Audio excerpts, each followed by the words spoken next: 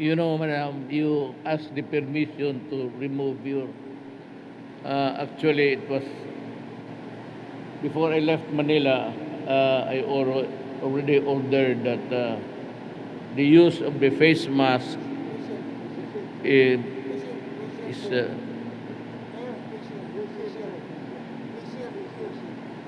sa yung mga enclosed places, uh, mga lalo na ospital.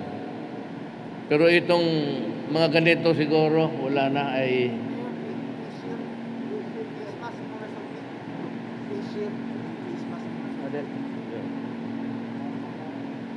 I'm sorry, matanda na talaga ako. It's the face shield that you can do away with. Face mask. But if you are in an enclosed place and there is a crowd, meaning to say a sufficient number of persons that would, fight for a space or a party, you have to wear a face mask. That's the advice of the medical experts. It is not my discretion. Sabi nila, okay na lang itong face mask. Ang face shield, optional. The reason why I was really vacillating noong whether or not to do entirely with the face shield is because of the COVID-5. So it has really changed our way of life, pati the way we greet people. It is not a discourteous act, or it is not an obnoxious practice to, after shaking a hand, you wash yourself with an alcohol.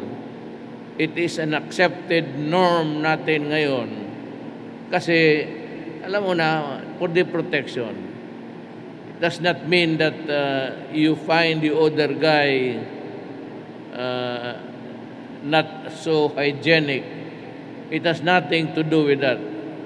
It is really the protection of the individual if he washes his hands with a whatever that antiseptic or hindi discourteous yan.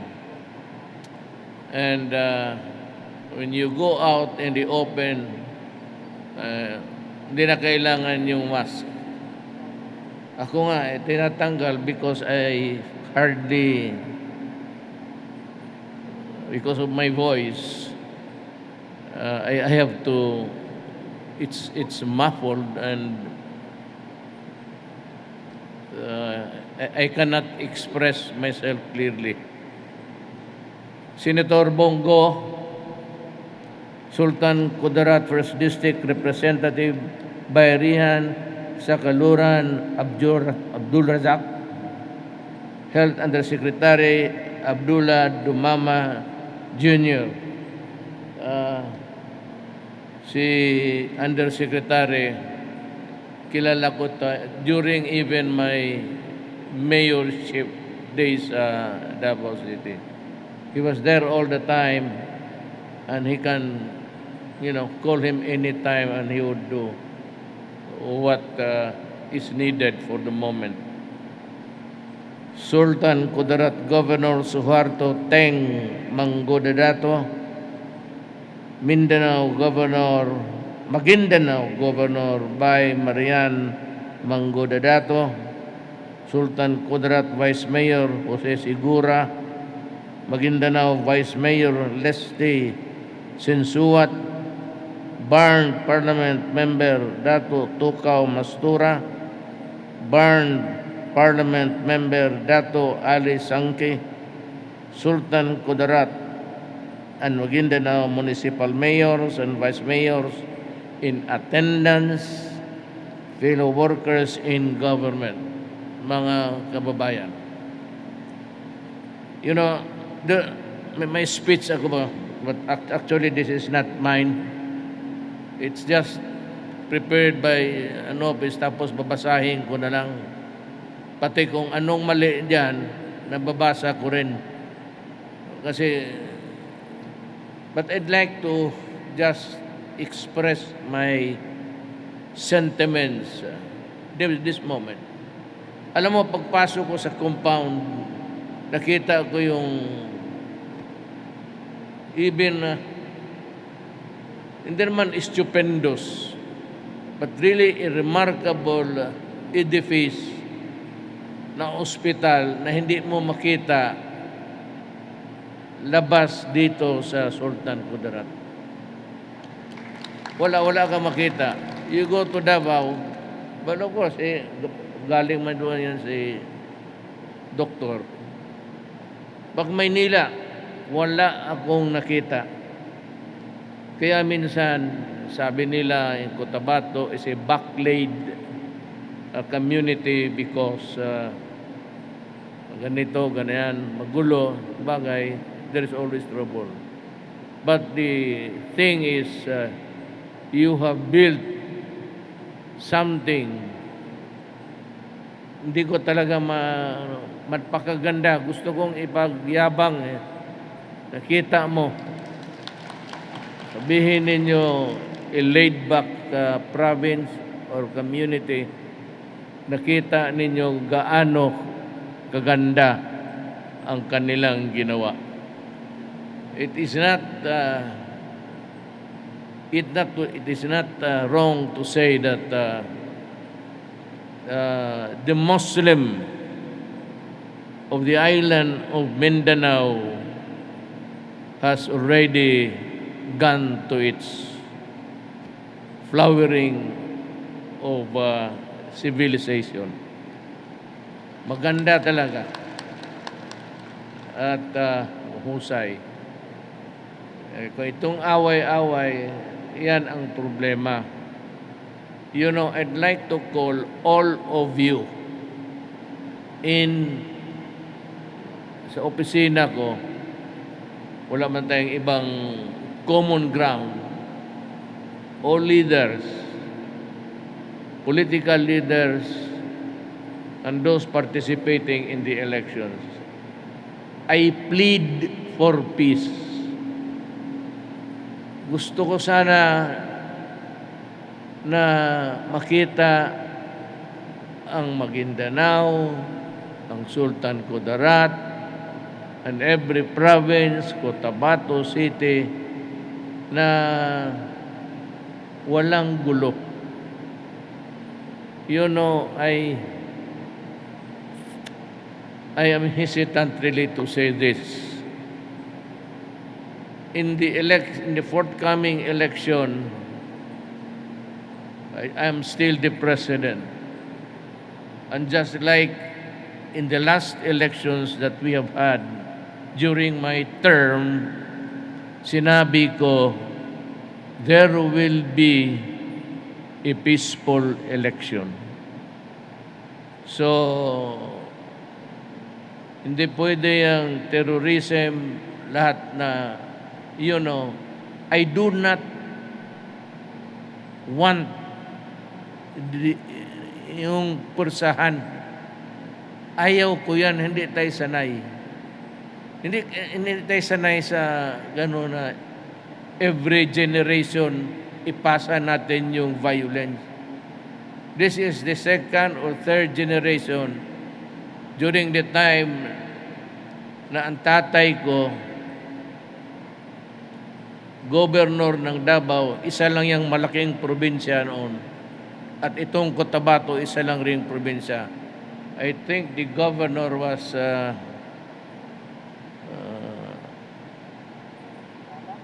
Matalam. Yung dalawang probinsya ito magkadikit. Since then, we have, you know, progress into in urban city. Cotabato has, I said, come to the age of development. No, ng election, gusto ko sa lahat ng buong Pilipinas na peaceful and people can vote freely for their candidates and that the votes, there will be the votes and it will be counted correctly. Yun lang naman ang gusto natin lahat eh. Nobody wants trouble, nobody wants cheating. But minsan, hindi kayo. But pass this on, this message to everybody outside here. Na sabi ko, nakikiusap na ako. I'm pleading, almost praying, that people will really stick to the rule of law and avoid violence.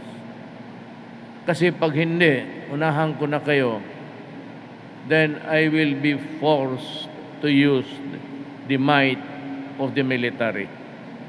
Not for any purpose, but to see to it that the election is peaceful and violence-free. Yan ang hinihingi ko. Not only here, but all places in the Philippines. Lahat, ganon ang message ko. Either we have an election that is free, or I will use the military to say that the election is free. The military is the guardian of our country. And I could call them anytime to see to it that people are protected and elections freely, orderly exercised. Now, let me read to you the prepared speech kasi ako kung sinong gumawa nito. I am honored to join you today on the inauguration of the new Sultan Kudarat Provincial Hospital. Foremost, I would like to congratulate the provincial government and its partners for working hard to make this facility a reality. But before we forget, we have to honor the man who toiled tirelessly to just to work hard during his time to see that the hospital is now there sa pagod nila and all the others who work for it. Certainly, this new hospital will boost the healthcare capacity of the province, allowing it to serve beyond its borders and care for patients from the neighboring localities. Therefore, I urge all of you to maximize the services and the state-of-art equipment that have been made available and accessible to you through this new hospital. So when tinanong ko si Governor, meron ba kayong CT scan? Meron na. Then, the most important really na para magastos yan sa Maynila. Pero pag magkaroon kayo dito ng MRI, hanapin ko yung pera within my, hindi pa ito, yung naiwan ko na mga buwan. I will see to it that you will have an MRI. Yun na lang kailangan ninyo to complete it really as parang a good facility. Hindi na kailangan punta ng Manila. Yung MRI is makikita niya even the slightest aberration in your body. Yan ang kulang na lang ninyo. Pag andyan ang MRI, mabuhay talaga ang inyong community. More importantly, have confidence and trust in our competent and compassionate healthcare workers and medical staff who always gave their best to take care of our well-being. Doktor, andito ka na? Why don't you transfer here? You should get this guy. He's good. We've been working together for many years in Davao City.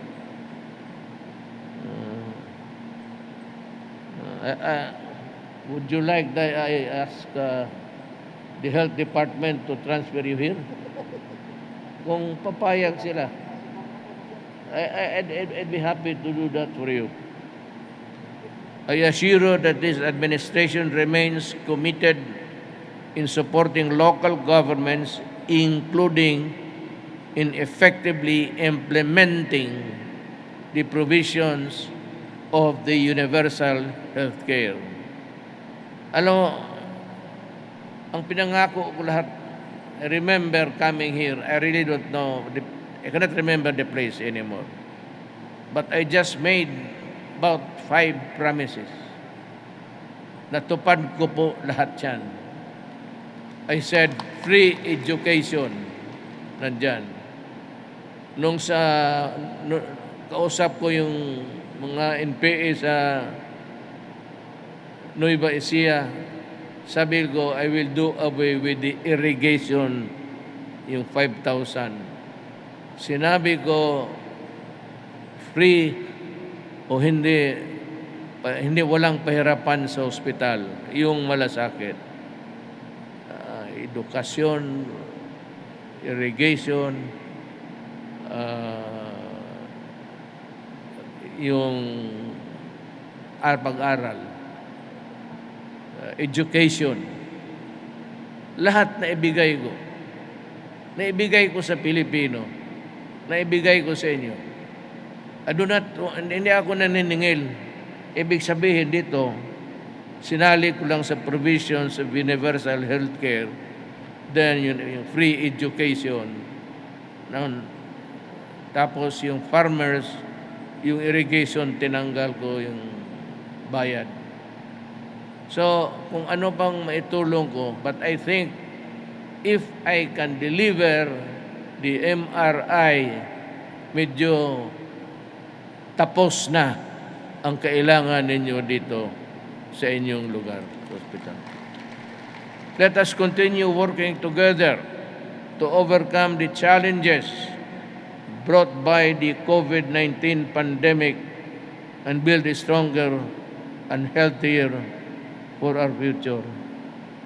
Ako, you can, para personally, but it was also upon the advice of the experts. Sabi nila, pwede na tanggalin yung basta sa enclosed places na ganito, pero maluwang this is not a crowded place. So, sa labas, wala na din na kailangan. Makita na ang mga magagandang babae sa Sultan Kudarat at Maguindanao. Marami yan, ha? Marami yan. Visual observation. The Moro people has a share of beautiful people. So congratulations to everyone on this remarkable achievement. Mabuhay tayong lahat.